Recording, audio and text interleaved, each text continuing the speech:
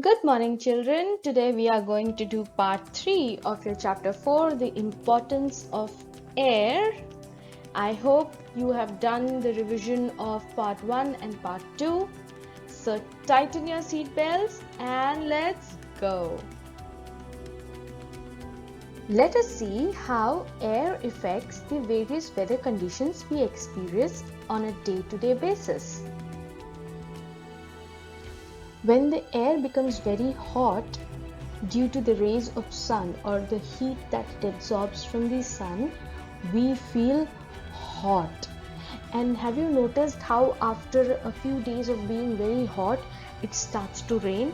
That happens because as the heat in the environment grows, more and more water from water bodies such as lakes, ponds, rivers, seas and oceans starts to evaporate and become clouds. These clouds, after a while, when they are no longer able to hold any more water, fall down as rain. If the temperature is below 0 degrees Celsius, it becomes snow. It's same like how you put water in your fridge, and have you noticed how fridge is colder and hence water starts solidifying into ice? That is nothing but snow. So snow also becomes water becomes solidified and forms snow in the cloud and falls as snow. Okay. And when the air is moving really fast and there's way too much air, you feel windy. I'm sure you have not seen a cat hold on to a tree like that, but you get the idea. When the water vapor close to the surface, that is land, and the water vapor is here and it condenses, then it forms mist or fog. When this water vapor condenses even further such that it becomes liquid in nature, which is to form water droplets, then it is called dew. And we say, hey, see how dewy it is today. Now let's quickly see what are the uses of air. Have you noticed how you can see things when there's a tube light on in your room and it is dark outside, but you don't feel hot because of the light, or you don't get tanned under a tube light? But this happens under the sun. When the sun is out, you feel hot, you can get tanned if you play for too long, and you can also see things. This is because sun emits 3 kinds of light. One is the visible light, which you use to see things around you. One is the infrared light, which you can feel on your skin as heat, or whenever you sweat and you're feeling hot, it is because of the infrared light. And then there's the ultraviolet range of light, which you can see as tan on your hands and legs when you're playing out for too long, even on your face. Or have you seen how some kids get freckles on their face? That is also due to the ultraviolet range of sunlight. Now, this is why I taught you the 3 frequencies of light that sun emits. Because the first use of air is that it spreads heat around. This air absorbs the heat from the sun, and that heat is coming from infrared part of the sunlight. I told you, right? This is the reason why you feel hot under the sun. And this heat, when the air absorbs, it can spread around by passing the heat from molecule to molecule and to the other things around itself. Do you remember that we had studied that Earth is surrounded by an air called atmosphere? Even beyond that, there is another layer called the ozone layer. Okay? Ozone layer. O-Z-O-N-E. Ozone layer is formed with oxygen molecules but has a different composition, which you will study about later. Now, what is the function of this ozone layer? This ozone layer prevents the ultraviolet rays of the sun from entering the earth, right? Ultraviolet rays of the sun can again be sub-classified into different ranges like UVC, UVB, UVA. So it stops the most harmful kind of ultraviolet rays from coming inside the atmosphere, although some of the ultraviolet rays such as UVA still comes in and reaches us, and that's why we get tanned. And hence the ozone layer around the earth keeps all the living things safe. It is very important because if you are very exposed, or you are exposed a lot to the ultraviolet rays of the sun, it may even lead to skin cancer sometimes. Also, there's a fun fact. Okay, first of all, you should always use sunscreen if you're going out to play in the daytime, even if it is cloudy or not cloudy, because ultraviolet rays anyway exist in the nature and will affect you. There's another fun fact, that is, animals such as fish have a compound inside their body called gadusol, which they can use as natural sunscreen. They don't need to buy sunscreen from a grocery shop, right? They have their own sunscreen. That's how amazing nature is.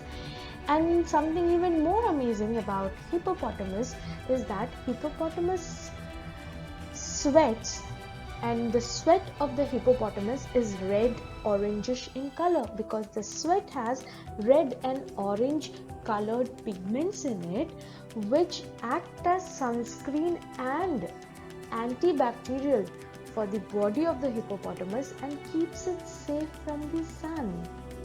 How incredible is that, right? The next very important use of air is that it helps in burning. So whenever you light a bonfire, or whenever you switch on your gas stove for cooking food, you should probably thank the air, because the oxygen in the air, oxygen in the air helps a fire to keep burning. The same thing happens in an automobile. When you pour petrol or diesel for your car to work, there's a controlled form of burning or combustion. Burning is also called as combustion in technical terms. So there's a controlled combustion of fuel such as petrol and diesel taking place inside your engine of your car or motorbike. The same oxygen helps in also burning coal, coal as fuel in thermal power plants, which helps you to generate current or the electricity which reaches your house ultimately. Air also helps in flying. For birds, flies, bats, insects, have you seen how specifically designed anything that can fly is? They have a very good design structure given to them by nature, so they can use air or create pressure difference in the air to fly. Okay, now taking inspiration from birds and flies and bats and insects, human beings created aeroplanes, helicopters and rockets. Have you seen how they are almost identical in shape and built with the birds? Yeah, that is because we need that shape and build to fly in the air. Now, airplanes, helicopters and rockets have engines inside them which help them to fly. There are some constructions such as airships and gliders which do not even need an engine, and when we propel them from a higher altitude like a mountain or a hill, they can fly to some extent and then land. This is the same concept you use when you make a paper plane and you fly it. So you can make a paper plane and fly it and do it as an activity, because that is when you will notice you launch it from a height and it glides through the air and eventually lands. Now, in unengined flight objects, we also have hot air balloons which do not have an engine to take them off the ground, but they use pressure difference created by heating the air inside the balloon, and heating the air makes it lighter, and air wants to go up when it is heated because now it is lighter. So as it goes up into the atmosphere, it takes the hot air balloon also up with it. Have you ever noticed how when you switch on the fan and suddenly the paper on your desk and your books and your pages from your notebooks start flying here and there? That is because the wind created by the fan, there was air in the room and it starts moving fast when the fan starts rotating, and it becomes wind, and that wind has some energy which you see in the form of your paper flying around. That wind energy, if controlled, can be harnessed or used in wind turbine. The single entity is called as wind turbine, and the entire thing is known as the wind farm, collection of wind turbines. Okay, and these wind turbines can use the wind in an area. They are installed in places where it is very windy, and these wind turbines can use the wind energy which rotates them like you see in the picture, and this energy can be later utilized to make electricity. Now, the same wind energy can be used by sailboats. The masts on the sailboat can be used to use the wind. Do you see this white triangular cloth attached to the sailboat? So, sailboat does not have an engine, and yet it uses the wind to give direction to itself and keep moving. Now, a very primitive and very common use of wind is in the use of windmill and wind pump. In olden times, they used to install a windmill, which is essentially a wind turbine, but a little less complex, you can say. So they used to use this, and they used to connect it to a water pump, a mechanical water pump, and the rotating blades of the windmill used to help the mechanical water pump to pump out water for the villagers, or even they used to use it to mechanically energize systems which will help them to grind flour like a rice flour or wheat flour. Let us see how a windmill can help a mechanical pump to function and draw out water. Now let us see how is compressed air useful. The most common example of use of compressed air is in tires, your cycle tire, your car tire, your truck tire. Have you noticed how when you fill the air inside the cycle tire, which is constricted or which is limited in space with its tube, can hold the weight of you and your friend even when you're double riding the cycle? Yes, so that is because compressed air has the ability to do that.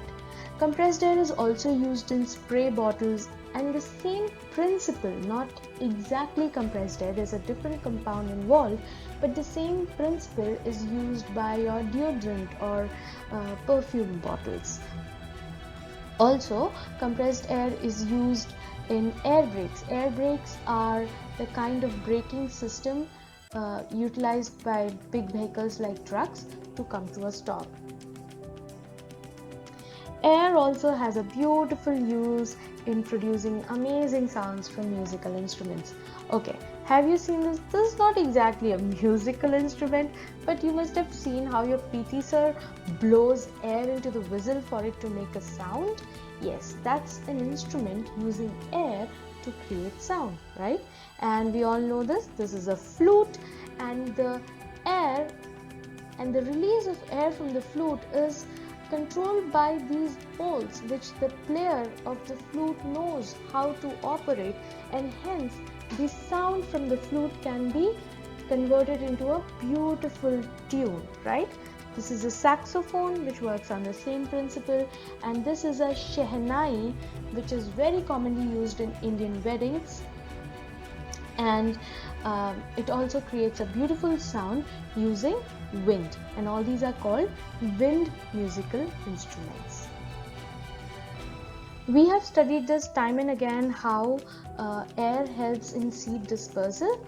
For example, in this plant, every seed, this is a dandelion flower, and every seed is attached to a parachute kind of structure of the flower, and when the air blows or when the wind blows, these all become single entities. Can you see how there's a seed and there's a parachute structure to it?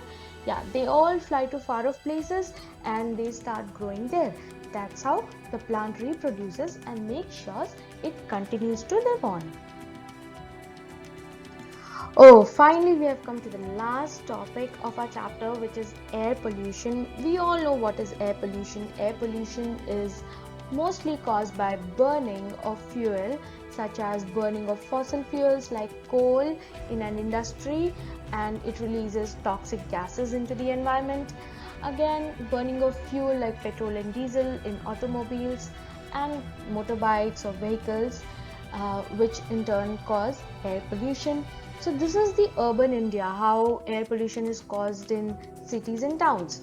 In villages also, for cooking and for other things, people burn wood or cow dung or other agricultural waste, and this in turn releases a lot of poisonous gas into the atmosphere. This poisonous gas may lead to diseases like asthma or even skin diseases in some instances. So the option is to use cleaner fuels such as CNG, that is compressed natural gas. And if we are using cleaner fuels, we can make sure that we're not releasing any toxic gases into the air, which is not good for the living things. So we have come to the end of our chapter, that is the importance of air. This is where your chapter 4 ends. I hope you've understood all the concepts well, and I hope you will revise and make good notes of this chapter. सीखते रहो, जीतते रहो. See you again later. Bye.